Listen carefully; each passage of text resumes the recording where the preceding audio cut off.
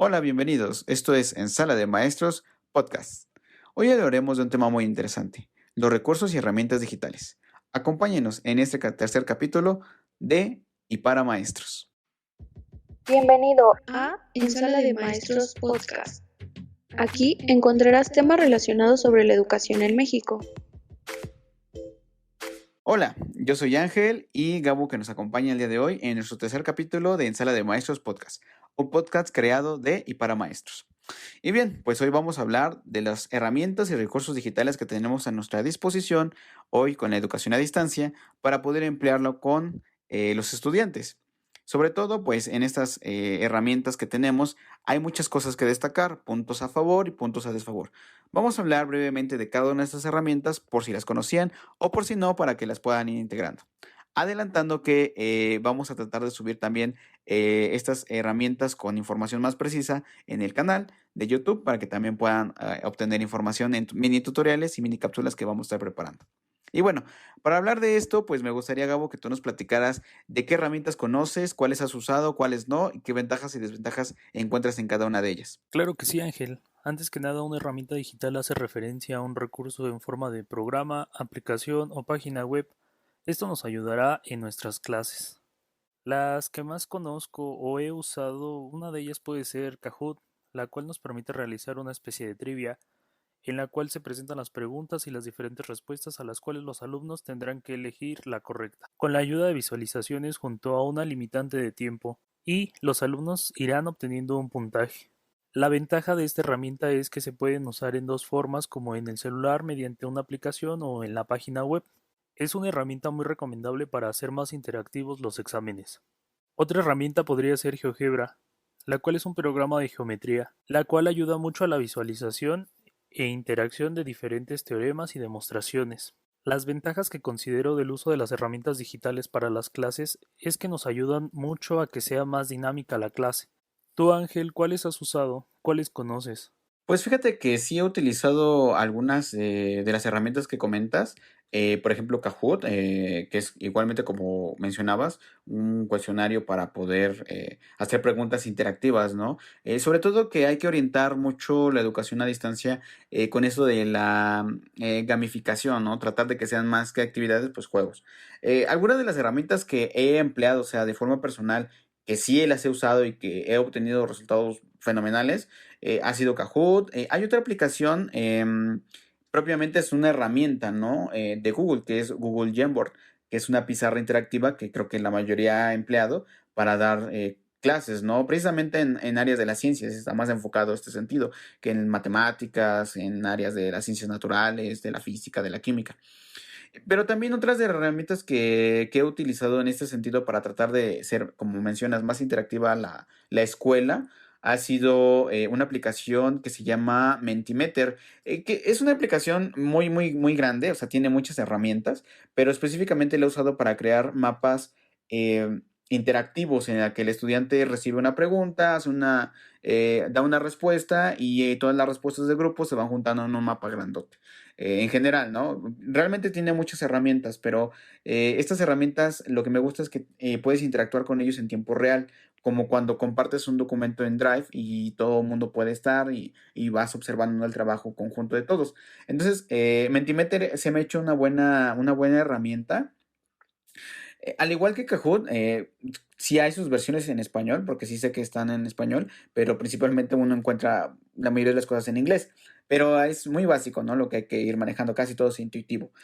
Otra aplicación que yo he empleado, esta ha sido muy, muy poco, es una que se llama Padlet, que es como una herramienta que ayuda a ir subiendo trabajos por así decirlo, una página y todo el mundo las puede ir observando. Esta me sirve mucho porque así puedo ir comparando trabajos de cada uno de los estudiantes y que ellos mismos vayan trabajando como si fuéramos en un periódico mural enorme todas estas herramientas. Entonces también se me ha hecho muy interesante este tipo de interacciones, porque lo principal que yo rescato en todo esto es tratar de mantener comunicación con ellos.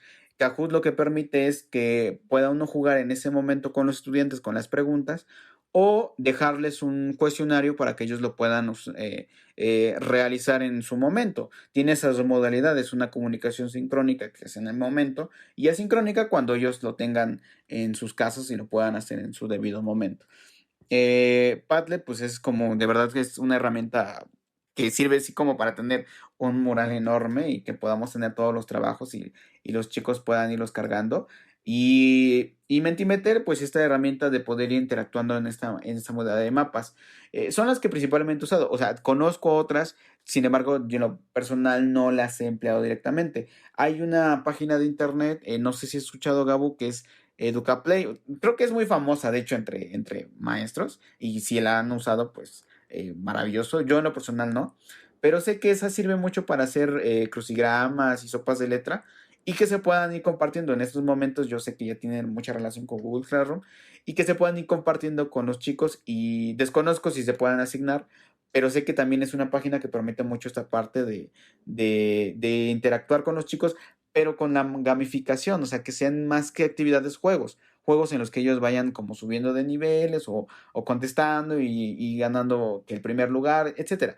Eso creo que les llama más la atención. Jamboard, como lo mencionaba, realmente es más como para explicaciones. Nos da la facilidad de tener una pizarra, que pues es fenomenal. Sin embargo, pues esa más que una herramienta, pues creo que es un auxiliar que tenemos para poder explicar ciertas áreas, específicamente con las ciencias, que sí se necesita como explicar procedimientos y algoritmos más específicos, que en las áreas sociales donde se puede utilizar lecturas y cosas así, ¿no? Pero son las que yo he utilizado. Obviamente también hay herramientas como para videos, ¿no? Como está Powtoon, está Videoscribe y etcétera, ¿no? Pero esas son orientadas más que nada a la edición y a la creación de contenido. Y estas son herramientas que ayudan a tener objetos de aprendizaje ya más específicos y orientados a. Son las que obviamente yo conozco y he tenido la oportunidad algunas de poder implementar en la escuela. Son algunas de... Obviamente, pues todas tienen beneficios, pros y contras y cada una de ellas, ¿no? Creo que coincidirás conmigo, Gabo, que muchas de las cosas, pros y contras es que la mayoría, no todas obviamente, pero sí la mayoría en la versión gratuita te permite hacer ciertas cosas. Pero una de las desventajas es que muchas de estas opciones que se tienen vienen de versiones premium, que obviamente se necesita una licencia para acceder a esto. Y ese es un talón de Aquiles que yo creo que se enfrenta. Realmente, si los explotamos con la versión gratuita, accedemos a muchas cosas, pero ya en la versión de paga, obviamente accederías aún más a mayores recursos que lamentablemente pues no tenemos. No sé si te has enfrentado a ese tipo de situaciones o qué desventajas tú le ves a ese tipo de herramientas, Gabo. Coincido contigo, esa es una muy gran desventaja, ya que algunas ofrecen dos tipos de uso, la manera gratuita y la de pago. Si consideramos usarlas tendremos que tener en cuenta esto, ya que dependiendo de las herramientas que quisiéramos usar en diferentes ocasiones podría ser un gasto alto, pero si las usaremos con muy poca frecuencia es recomendable utilizar las versiones gratuitas, ya que estas versiones contienen lo esencial de cada herramienta. La otra desventaja es que tal vez algunas no tengan la compatibilidad con algunas de las plataformas digitales, ya que algunas ofrecen poder enlazar resultados o confirmación de realización de algunas actividades automáticamente en Classroom o Teams. Pero considero que toda esta gran variedad de herramientas digitales que existen para la educación, podemos ir probando cuáles nos funcionan, cuáles se adaptan a nuestros contextos y así además de usarlas en nuestras clases virtuales, las podamos usar en las clases presenciales. Creo que efectivamente algo comentas es eso, cuando regresemos, no sabemos cuándo obviamente, pero cuando regresemos a clases presenciales, pues si ya tenemos el conocimiento, ¿no? Más que eh, por gusto fue por necesidad, ¿no? Pero al final de cuentas, pues hemos aprendido más en este mundo digital y yo creo que sí es importante rescatar esas herramientas que nos son útiles, ¿no? Porque al final de cuentas, la mayoría de ellas tanto las que se han incorporado como las que ya existían, que sí son la gran mayoría, pues son previo a la pandemia, ¿no? Creo que la mayoría de estas ya existen eh, desde hace varios años y únicamente que no eran tan exploradas porque no se tenía esa, pues sí, a lo mejor los recursos suficientes, a lo mejor también la experiencia propia del maestro e inclusive nuestro propio interés, ¿no? Porque estas herramientas son interesantes, pero obviamente para aprender a usarlas, pues hay que hacer un estudio previo. Y a una vez, pues aventarnos el trabajo de diseñar y crear contenidos para que los estudiantes tengan mejor convivencia. Obviamente hablamos de escuelas en las que es posible llevar a cabo este movimiento, porque hay escuelas, como lo hemos mencionado en reiteradas ocasiones, en las que obviamente pues ni luz se tiene, ¿no? Y esto es imposible.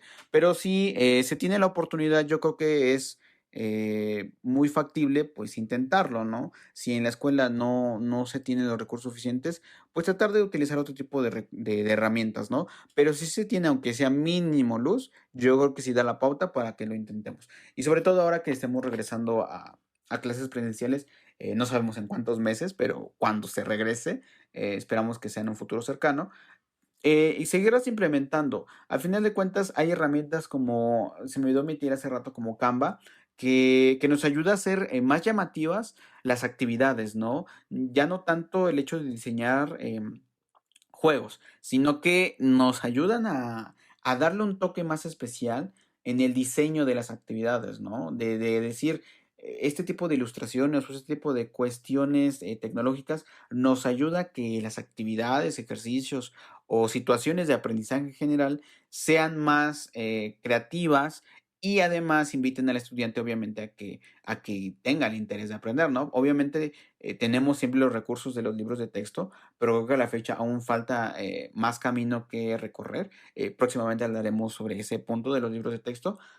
Y yo creo que nosotros como expertos y los que estamos frente al grupo somos nosotros, seamos los principales creadores de contenido, y lo voy a subrayar, para que creemos nosotros nuestras propias situaciones y nuestros propios recursos de acuerdo a nuestras necesidades y a nuestras capacidades. Porque un libro de texto pues ya nos viene desde la SEP, ya viene establecido por personas que no conocemos, y un recurso de este tipo que llámese el Canva para hacer mejores diseños o infografías, etcétera, Kahoot, todas estas herramientas eh, sí nos dan esa oportunidad de ir mejorando y a nosotros y a nuestro criterio, obviamente nuestra enseñanza, ¿no? Y que las situaciones de aprendizaje pues sean más enriquecidas. Entonces, yo creo que hay una larga lista. Eh, de aplicaciones y de recursos digitales que se pueden usar desde un teléfono celular, algunos se instalan en la computadora, algunos otros un pizarrón electrónico, ¿no? Pero yo creo que en la medida de lo posible, pues hay que ir tratando de incorporarlas, ¿no? Porque creo que llamábamos tecnología únicamente al uso del PowerPoint y aún no así a un 100%, sino únicamente trasladar imágenes o textos al PowerPoint y ya, ¿no? Que era únicamente reemplazar láminas de papel por diapositivas, ¿no? Y creo que ya el cambio digital tiene que ser más trascendente a eso. O sea, tiene que ver más con la dedicación que se le tiene que dar. Obviamente eso implica más trabajo, ¿no? Pero yo creo que de trabajo, pues ya estamos curtidos todos los que nos dedicamos a la enseñanza, porque siempre, siempre existe carga de trabajo, ¿no? Pero yo creo que hay que dar ese plus en esta cuestión de mejorar las situaciones de aprendizaje de quienes, de a quienes está dirigida la educación. Entonces, yo quisiera rescatar todas estas herramientas, pues sí, sus ventajas y desventajas. Obviamente, ventajas, pues hay bastantes. Y desventajas, las limitantes de las licencias de pago, las condiciones en las que la escuela está, como mencionabas, Gabo. Yo creo que, pues sí, son obviamente limitantes que van a seguir existiendo, aún en la post-pandemia, ¿no? Entonces, hay cosas que irnos enfrentando. Y de forma personal, pues yo creo que este tipo de herramientas y recursos es cuestión de irlos investigando, de irlos agregando a nuestro repertorio de cosas por hacer para que podamos ir cambiando un poco mejor la enseñanza, ¿no? Hoy en día anda que el Google Classroom es una herramienta que la mayoría ha empleado, pero creo que hay muchas otras cosas que podemos ir agregando a nuestro quehacer e ir tratando de arriesgarnos a intentarlo, ¿no? A probar este tipo de recursos. Es un paso gigante el que se está dando en la educación, ya que la situación nos ha ido orillando a renovar nuestra forma de enseñar. Y esto que estamos aprendiendo, tal vez ya cuando podamos regresar a las aulas podamos implementarlo para mejorar nuestras clases. Sí, efectivamente, creo que con eso nos vamos a quedar. Al final de cuentas hay tanto que hablar de este tipo de cosas que estamos viviendo hoy por hoy en la cuarentena, en general en la educación, y que son grandes retos. Y pues yo sí invitaría a que si no hemos intentado probar alguna de estas herramientas, pues lo hagamos, porque hay cosas obviamente que cambiar, hay pros y contras de cada una de ellas, pero creo que en general, si tenemos la oportunidad de poderlas aplicar, pues hay que intentarlo. Hay que arriesgarnos a dar ese más, porque es lo único que podemos hacer en estos momentos, a dar acompañamiento a los estudiantes, pero sobre todo intentar ofrecerles algo mejor, algo que les llame la atención, ¿no? Porque realmente creo que hay que evitar que los chicos, niños, jóvenes, se frustren, ¿no? Y intenten que la educación en línea es únicamente leer PDFs, ¿no? Yo creo que va más allá de eso y es, no, es responsabilidad obviamente de todos tratar de cambiar un poco más esa percepción, porque pues esto aún va para largo y no sabemos cuándo aún vaya a concluir y qué nueva normalidad es la que vamos a enfrentar. Entonces, es importante asumir el compromiso de intentar hacer este tipo de acciones para mejorar un poco la intención de la educación a distancia. Y bueno, eso ha sido todo por el día de hoy. Síganos escuchando. Próximamente, como un adelanto, pues vamos a estar subiendo cápsulas e información muy importante a nuestro canal, que será relevante como la que se había estado subiendo en meses pasados. Espérenla, ya llegará pronto. Herramientas muy útiles que les van a estar sirviendo para la práctica docente y además para quienes también se van a incorporar, obviamente.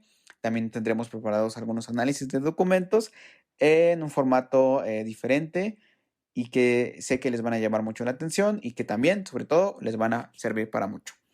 Suscríbanse a nuestro canal, compartan nuestros videos, recomiéndenlos a sus amigos y nos estamos viendo en nuestro próximo episodio. Gracias por escucharnos. Recuerda seguirnos en nuestras redes sociales en Sala de Maestros.